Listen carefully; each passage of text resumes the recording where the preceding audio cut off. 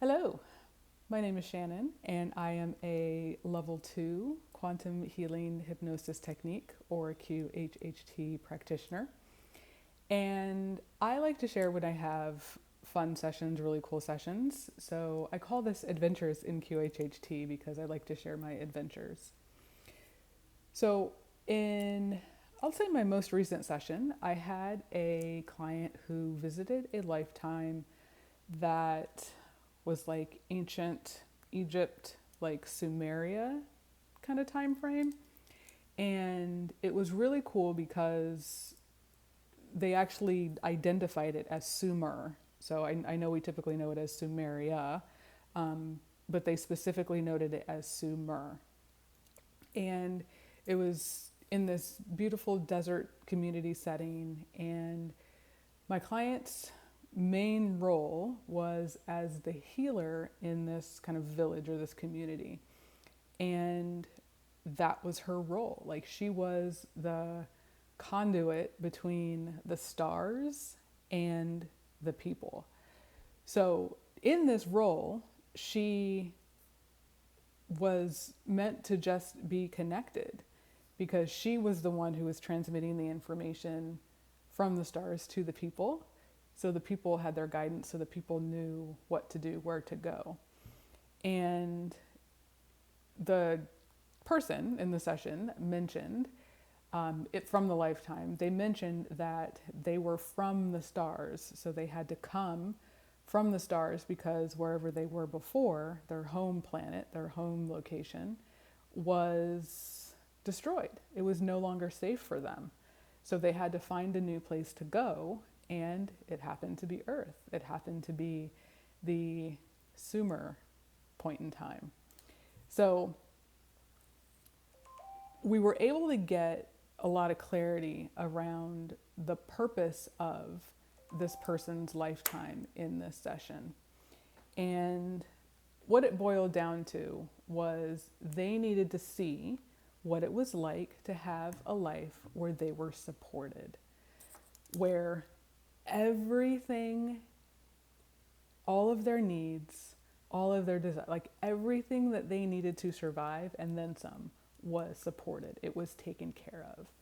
And the point of the life was to show the interconnection between nature and people, between energy and physical, and just all of the dynamics that go on between that, where sometimes we see it, sometimes we don't, but in actuality, all of it's always there, always kind of working for our favor. And sometimes we get around to seeing that, and then other times we don't. So some examples of this in this person's lifetime was they didn't have to cook or clean. They had their own kind of hut. They had in the community, each of the families, each of the people had their huts. She had a hut, and all of her food was taken care of. All of her, clothing, laundry was taken care of. All of everything she needed to survive, the community provided. It was even the circle was very important to this community. So everything took place in a circle. I'm going like this, but in a circle.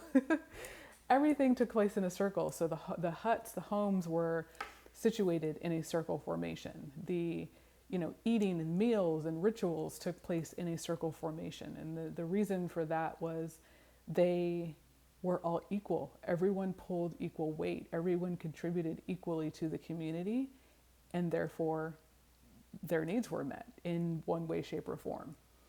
So my client in this lifetime, she had to go on essentially missions. She had to go on trips on behalf of the community and negotiate and have conversations with other leaders because of her position. And she was the designee to do that. It was a very matriarchal society, her community was. And this was really cool to see because she was the one leading the way, and the men were there to help protect her. So there were men, but they were there to protect her. And all of the women pulled their weight, all of the men pulled their weight, but it was on her as the woman, as this kind of conduit, as this healer, as this leader, to take the reins and be in that position of authority, of leadership, but also feminine power. So that was really cool just to see all of that play out, and just the strength and the dynamics of all of that, how it all kind of came to play.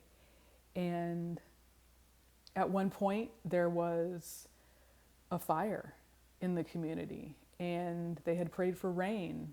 They didn't pray for lightning, but lightning came, and there was a fire. Part of the community was destroyed. There was even death in the community.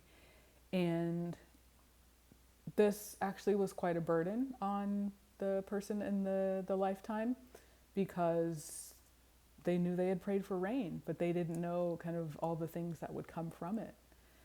So for anyone, that's kind of, we ask for things and we don't always, maybe we're not specific about what we're asking for, but that's kind of what happened in this situation. So it ended up having a little bit of tragedy to it, which was sad.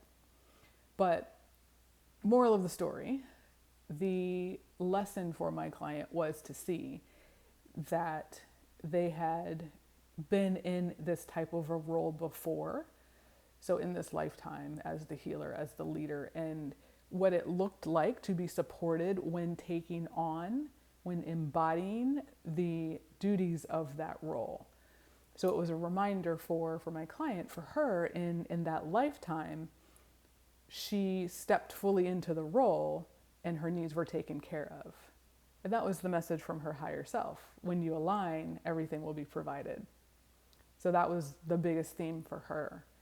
And really just seeing, like I said, the interplay between nature and humanity and energy and the stars, and, you know, kind of all of it playing together and supporting one another in a nice harmonic ecosystem.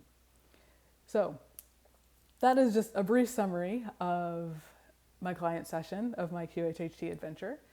If you want to know more about hypnosis, any of my adventures, you can check out some other videos on this channel, or you can look at my website, so shannoninsmith.com/hypnosis.